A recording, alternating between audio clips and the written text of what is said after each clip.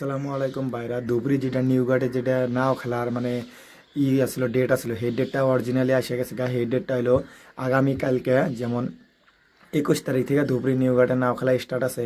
এর প্রথম পুরস্কার 71,000 টাকা দেওয়া আছে, দ্বিতীয় পুরস্কার 61,000, বাকি পুরস্কার আমার মানে ভিডিওটা সেটার মধ্যে দিয়ে দেবো, আপনারা কমপ্লিট দেখে নেবেন। কিন্তু অরিজিনালি ডেটটা এসে গেছে গা ধুবড়ি নিউ ঘাটে। এটা হলো খেলার যেটা অ্যাকচুয়ালি যেটা প্লের জায়গা কয়, এটা হলো ধুবড়ি নিউ ঘাট।